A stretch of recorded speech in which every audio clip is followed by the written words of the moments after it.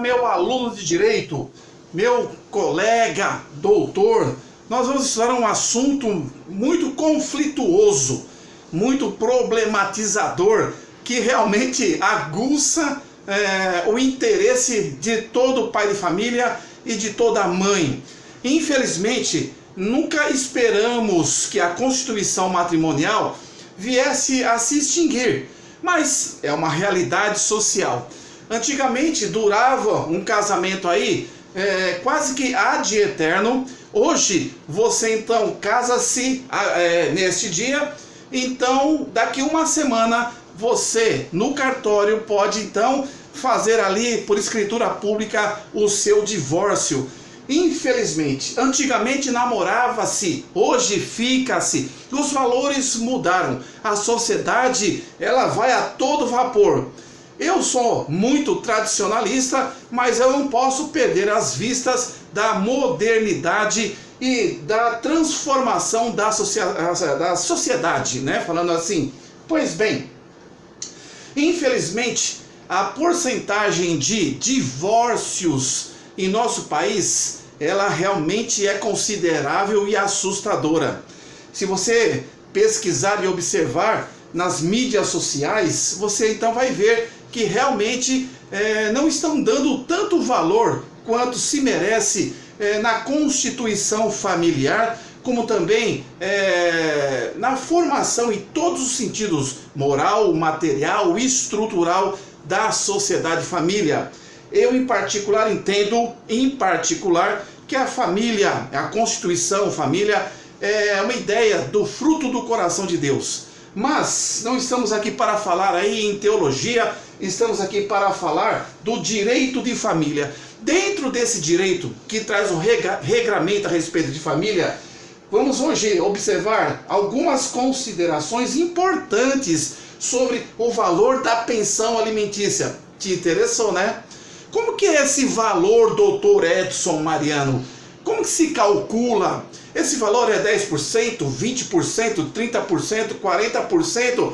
A lei não diz em lugar algum a respeito de uma porcentagem a ser considerada. Não existe esse direito positivo, não existe esse direito escrito. Pois bem, são critérios que o juiz usa, levando em consideração a possibilidade daquele genitor, que pode ser a genitora, em pagar alimentos, como também na necessidade daquela criança, e o juiz, somando tudo isso, ele trabalha a proporcionalidade também nesta questão. Muitos falam binômio, possibilidade e necessidade, outros já estão na esfera de trinômio, necessidade, possibilidade e proporcionalidade, ok? Pois bem, considerações importantes sobre o valor da pensão alimentícia. Está dentro da matéria de direito de família. Já falamos, gera uma grande confusão e muitas dúvidas. O que vai ser descontado? Se vai ser descontado do salário bruto, se vai ser descontado do salário líquido, não é nenhum nem outro. Existe algo a ser observado. Pois bem, uma pergunta que nos fazem: qual o percentual do desconto na folha de pagamento, doutor Edson? 30%? Depende, pode ser 20%. Depende, pode ser 40%. Depende, pode ser. A lei não estabelece estas porcentagens. Leva-se em consideração cada caso, cada situação, cada poder aquisitivo, empregado formal, desempregado, situações que são colocadas ali, tanto do genitor quanto da genitora. O genitor também trabalha, a genitora assim também. Os dois têm responsabilidades recíprocas para a proteção da criança. Os dois têm responsabilidades independentes daquele que é guardião ou não. Precisa então os alimentos serem ali colocados para a proteção integral da criança em todo o seu sustento. Pois bem, então tá bem claro? Entendeu? Não tem uma lei que determine e fixa qual é essa porcentagem. Ela pode ser fracionada, 25%, ela pode ser 25,5%, isso não importa. Pois bem, qual é a base, né? Qual é a base do valor a ser considerado? Então, a base é do valor bruto ou do valor líquido? É uma pergunta constante. Ligo no meu escritório, doutor Edson, é do valor bruto ou do valor líquido? Aí, aquela que é guardiã, que está com a criança, é do valor bruto, né? Aí vai o genitor. Em regra, mais comum é que a mãe torna-se a guardiã. Em regra, mas também pode ser o contrário. O genitor, o pai, pode estar na condição de guardião. Aí inverte a jogada, né? Então, a mãe, vamos supor hipoteticamente, né? Na maioria das vezes, a mãe que é a guardiã, ela está focada, ela está visada em quê? Enquanto mais receber para os alimentos do filho, da criança, que é dela, é dele também, ela vai então focar ali. Doutor Edson, é do bruto, não é? Aí depois de alguns minutos, aqui é uma hipótese, um exemplo, liga o pai, né, o genitor. Não é do bruto não, né, doutor Edson? É do líquido, né, daquele pedacinho que sobra lá no final, descontando tudo, descontando o net, descontando o convênio médico. Não é nenhum e não é nem outro. Então, é do valor bruto? Não. É do valor líquido? Não. Que vai incidir o desconto daquele valor decidido em acordo judicial, né? Reduzido a termo, homologado por juiz ou decidido pelo juiz. É fixado como? Pois bem, a resposta que devemos então ficar atentos. É fixado sobre o valor bruto, descontando os descontos legais. Então, descontando os descontos legais, por exemplo, a contribuição previdenciária, o INSS, o recolhimento do imposto de renda, esses exemplos são os descontos legais. Então, é sobre o valor bruto, descontando os descontos legais. Mas, preste atenção, esse valor bruto, antes dele tem o salário base. Existe o salário base, que é a contraprestação que o empregador paga pelos serviços, pelo esforço prestado pelo empregado. Então, qual vai ser o seu salário? R$1.000. Mas aí, dentro do trabalho dele, ele faz hora extra. Dentro do trabalho dele, ele trabalha de noite, então ele tem adicional noturno. Ele trabalha numa área difícil de produtos químicos, adicional de periculosidade, enfim, de insalubridade, uma área totalmente cheia de poluição. O que acontece? Isso incorpora no salário base e vai somando, gerando o que? O salário bruto daquele trabalhador. Você concorda que se as horas extras é algo que vai acrescer ao salário base dele, hoje ele faz, amanhã ele não faz.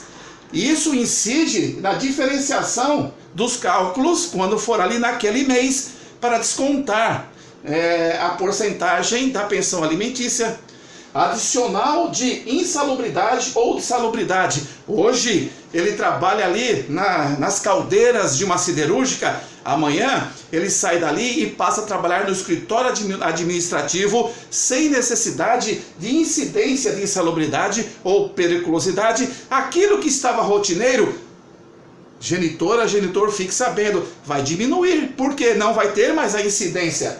Então nós temos o salário base, aquele que está ali no rodapé do seu holerite, da sua contraprestação, da sua folha de pagamento. E esse salário básico, quando ele é acrescido, olha só, de que? Adicionais, insalubridade, dependendo da situação, periculosidade, adicional noturno, horas extras, 13º salário, as férias, participação nos lucros, que na verdade a participação nos lucros antigamente era considerada como verba de natureza remuneratória, mas aqui, olha, vamos tirar, ela passou aí a ser considerada como verba de natureza indenizatória, tá bom?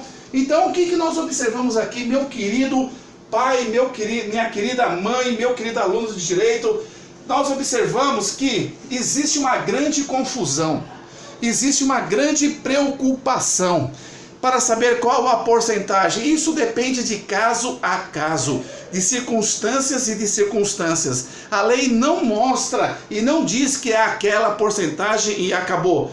o juiz leva em consideração situações, critérios dentro do mundo da possibilidade, dentro do mundo da necessidade da criança, possibilidade do pai, como também a questão daquela balança de proporcionalidade em relação a todos esses critérios. Nós temos então que não é com base nem no bruto e não é com base nem no líquido, deve ser considerado as verbas de natureza remuneratória, que são aquelas oriundas, procedentes da contraprestação do esforço do trabalhador, que ali ele presta para o seu empregador, e o empregador então dá um contra-cheque remunerando ele pelo seu esforço e pelo cumprimento do seu serviço ali na sua atividade. Não é pelo bruto e não é pelo líquido. É uma aritmética levando em consideração alguns critérios. É sobre o valor bruto, professor? Não. Mas só que, preste atenção, as verbas remuneratórias, o salário mais o que vai acrescentando de esforço, hora extra é um exemplo, soma-se tudo isso, tornou-se bruto. Ok? Ele foi engordando, foi aumentando o caldeirão ali. Aí desse valor é descontado então, o que? É descontado os descontos legais. Previdência Social e Imposto de Renda. Tá bom? E aí tira esses descontos legais, o que sobra é a base para que você use para aquela porcentagem que decidiu-se, ou em juízo ou em acordo. Pois bem, tá bem claro? Então, verbas de natureza remuneratória é uma coisa. Ela nasce com salário, que esse é o básico, ali tratado, né, no contrato trabalhista, e esse trabalho, dependendo do contrato, abrindo possibilidades, ele fazendo hora extra, dependendo que se ele trabalhar em áreas de periculosidade, isso vai ter um adicional também. Se de repente não é periculosidade, mas é insalubre, ele vai receber um adicional também. Isso vai incorporando no salário. Ficou rechochudo, bonitinho, daquilo que realmente é fruto do esforço do empregado, do trabalhador. Esse montante desconta-se os descontos legais, Previdência Social e Imposto de Renda, verbas de natureza remuneratória. Mas, doutor Edson, por que o senhor está frisando isso? Para que você comece a entender que tem um salário, esse salário pode ser simplesmente ele, R$ 1.100, o salário mínimo do exercício 2021, e nada mais. Entendeu? Agora ele pode também ser esse salário acrescido de outros frutos de esforço, a exemplo de hora extra, que acrescentou ali, engordou, né, os valores a serem recebidos, descontando os descontos legais desse valor que sobra. Se foi 30%, calcula-se. Se for 20%, calcula-se. Agora, são verbas remuneratórias. Verbas de natureza salarial. Bacana? Pescou? Entendeu? Agora nós temos as verbas de natureza indenizatória. Deixe eu mudar aqui um pouquinho. Eu vou tentar trazer o foco mais perto para que vocês possam ver melhor. A minha lousa é pequenininha e espero que vocês consigam ver. Sobre as verbas remuneratórias, nós já falamos, mas vamos enfatizar. Olha só a definição. É a soma de todos os pagamentos feitos ao trabalhador, incluindo salário e outras verbas trabalhistas, como 13º, férias, 1/3 de férias quando ele tira as férias, horas extras, adicional noturno, adicional de salubridade, adicional de periculosidade, gratificações. Então, a remuneração são pagas pelo serviço prestado. E aí, então, é com base nisso tudo, tirando os descontos legais, a contribuição previdenciária e também a do imposto de renda, e o que sobra é deduzido, incide-se a porcentagem que o juiz determinou, caso genitor e genitor em conflito assim não fizeram, ou em acordo, por exemplo, em audiência de conciliação ou instrução e julgamento, chegaram a uma porcentagem, é sobre o que resta né, de natureza salarial remuneratória, que tem aí a incidência. Lembre-se que se hoje ele tem adicional noturno, porque ele trabalha à noite, se amanhã ele vai só para turno diurno, ele já não tem mais isso. Diminui um pouquinho. O contrário é verdade também. Se ele está de manhã e vai para a noite, aumenta um pouquinho. A incidência, né, é o valor a ser recebido como pensão. Se hoje ele está numa área insalubre e amanhã não está, o mesmo em relação à periculosidade como área, ele saindo, as coisas modificam. Se hoje ele faz hora extra, é uma opção dele ou exigência temporária, ele recebe valores a mais como de natureza remuneratória. Isso vai refletir nos cálculos a porcentagem definida em juízo, ok? Ou em acordo entre as partes. São verbas de natureza salarial remuneratórias. Essas incidem na contabilidade. Salário simples, acrescido disso tudo, tirando os descontos legais, nós temos ali a base de cálculo para ali descontar 20%, 25%, 27%, 50%, 60%. Depende de que? Da possibilidade de quem? Do genitor, da necessidade da criança. É muito importante nesse trinômio, vamos colocar como trinômio, possibilidade, necessidade, como também proporcionalidade, você entender o seguinte, que o pai, vamos colocar como regra, hipoteticamente, que pode ser a mãe também, a responsabilidade é recíproca, o pai, ele tem que provar nos autos ou em audiências de conciliação, instrução, e nos autos com documentos instruindo ali, a sua dificuldade que ele tem. Porque ele também não pode viver à mercê de só pagar alimentos, não é verdade? Isso não pode acontecer. Então, por isso, é muito importante que ele não fuja dessa responsabilidade, a lei não permite isso, principalmente o Estatuto da Criança e do Adolescente e o direito de família, mas que ele também não viva ali na míngua. É algo que seja bom, que seja a primeira obrigação a ser paga, mas que ele também tenha ali uma condição financeira do resto que lhe sobra para ele poder sobreviver e, se ele assim pretender, até, se for o caso, ajudar para que ele possa constituir uma nova família, tá bom? Em relação à necessidade, é muito importante, uma vez requerida uma ação de pensão alimentícia, que nos autos, na petição inicial, a instrução dos documentos possa colocar ali uma planilha de gastos da criança. Agora, não adianta colocar uma planilha de gastos que a criança precisa de R$3.000 e o pai é assalariado. Ele é um porteiro, mesmo que digno, mas recebe um salário mínimo, R$1.100. Não existe a possibilidade dele atingir esse patamar.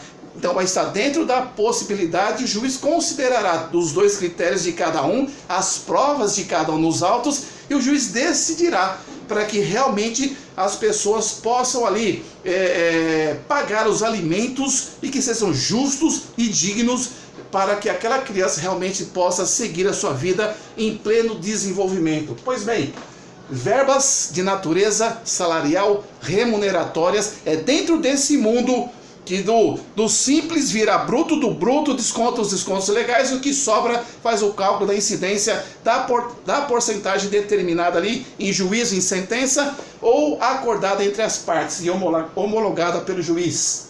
Então, quais são essas verbas? Vamos repetir aí. Todos os pagamentos feitos ao trabalhador, incluindo o salário, e outras verbas trabalhistas como, coloquei pequenininho, o 13º, no final do ano, beleza, hein? As férias, 1/3 de férias, horas extras, adicional noturno, adicional de salubridade, periculosidade, gratificações. Então, esse salário de natureza remuneratória, elas são pagas na forma de contraprestação, como falamos, pagas pelo serviço prestado. Empregador paga pelo serviço que o empregado assim fez para com ele, tá bom? E nós temos as verbas indenizatórias. Essas não incidem no cálculo. Verbas indenizatórias são pagamentos feitos para indenizar o trabalhador por alguma desvantagem. Alguma desvantagem, né, que ele passou a sofrer, que a empresa se omitiu em reconhecer, lá na frente, através de uma ação, através do sindicato, ou através de cláusulas contratuais, entende que realmente foi ali, houve uma falta de boa-fé, Então eles passam a ser ressarcidos daquilo que eles tinham direito e que não conferiram esse direito ao trabalhador.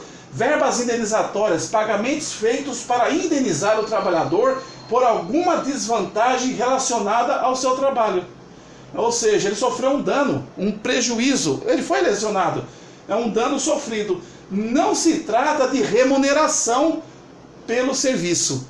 Então, as verbas indenizatórias não têm a contraprestação, não tem o esforço do trabalhador. Ele recebe mediante situações, pagamentos feitos para indenizar o trabalhador de alguma desvantagem que ele sofreu relacionado ao trabalho. Ele não precisa prestar um serviço, é um direito que lhe assiste, legal, convencional, contratual, tá bom? Ele sofreu um dano. Não se trata de remuneração pelo serviço. Se não é remuneração, é indenizatória, não incide no cálculo da pensão alimentícia. Por exemplo, o acidente de trabalho, que é o auxílio acidente, não é considerado. Multas convencionais da convenção entre empregado e empregador. A participação do lucro, antigamente, como eu ali risquei, era considerada como verbas de natureza remuneratória, já não é mais. Os tribunais entendem que entra como verbas indenizatórias. Outras aqui, contratuais, vale alimentação também não incide, vale transporte também não, os abonos, saldo do fundo de garantia, e existem as verbas rescisórias. Em regra, não incide, é considerado como verbas indenizatórias, mas que pode incidir se de repente as partes ali, genitor e genitora, convencionarem, nada impede. Aí o juiz então, homologando em sentença, ou se assim não for, decidindo prolatando uma sentença, mediante uma situação conflituosa, o juiz colocando ali na sentença, eu entendo que ou você entra com recurso, ou você então se submete e considera as verbas rescisórias como se fossem verbas salariais remuneratórias. Mas, pelos tribunais, as verbas rescisórias, em regra, elas não incidem, são consideradas verbas indenizatórias. Se de repente, você lá na frente, você pretende o quê? Você pretende exonerar-se dessa responsabilidade? Então você vai entrar com uma ação de exoneração de alimentos e você vai ter que provar em juízo que o seu filho não precisa mais, que o seu filho já formou-se na faculdade e os tribunais entendem que o filho não pode, já com seus 24 anos aproximadamente, conforme jurisprudência, viver na ociosidade, né? Viver na boa para todo sempre. Mas dependendo, vamos supor que é uma criança que tem alguma necessidade no seu desenvolvimento psicológico, ela sofre de alguma patologia, isso vai ficar até o final da vida da criança ou da vida daquele que presta alimentos. Então, você pode, dependendo da situação, entrar com uma ação de exoneração de alimentos.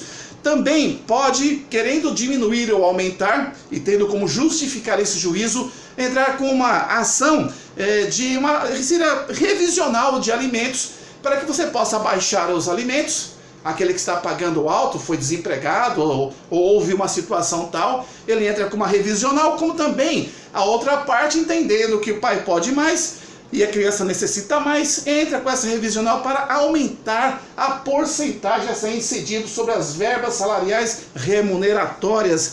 E uma vez definida aquela porcentagem, o pai trabalhando formalmente, e essa pensão alimentícia, nós estamos trabalhando aqui na condição do trabalho formal, registrado, carteira assinada, né? Com ofício mandando lá pelo juiz para o RH da empresa dele para descontar aquilo que foi acordado diretamente na folha de pagamento, mas o pai não foge da sua responsabilidade, ou a mãe, se for no caso dela, mas vamos aqui usar a regra mais comum, que é o pai, a mãe como guardiã. Mesmo desempregado, em salário informal, ele não foge desta responsabilidade. Entendeu? Aí entra-se com uma ação de execução. Se de repente, no curso do processo, ele trouxe com uma ação de alimentos e o juiz deu a sentença, decidiu-se ali e não cumpriu, você vai entrar com cumprimento de sentença nos mesmos autos, como incidente processual. Caso contrário, você então, você vai nessa ação, incidente que na verdade é fruto da ação principal, buscar os seus direitos, e a lei pesa a mão muito no devedor de pensão alimentícia. Fica atento, fica ligado. A prisão em regime fechado mudou muita coisa, tá bom? Então que você possa então se justificar e, caso contrário, cumpra a sua obrigação. E a recíproca também. Você pode entrar com cumprimento de obrigação de fazer se você está pagando a sua pensão direitinho e começa a sofrer impedimentos na visita da sua criança. Você pode então documentar tudo isso e o juiz pode aí entender nesse cumprimento de obrigação de fazer e intimar a parte contrária, a genitora, sob pena de astrentes, dela ser multada por cada ato de descumprimento e o juiz limitar um teto para isso. Normalmente, acontecendo isso, a parte contrária não resistirá em criar situações de embaraço que pode cair na questão de alienação parental. Pois bem, em síntese é isso, nem do bruto e nem do líquido. Leva todo esse critério. Espero poder ter te ajudado. Um abraço, fica com Deus. Caso queira, inscreva-se nesse canal, como também compartilhe aos demais amigos. Muito obrigado, aquele likezinho, toque ali no sininho e inscreva-se. Bom dia, fica com Deus.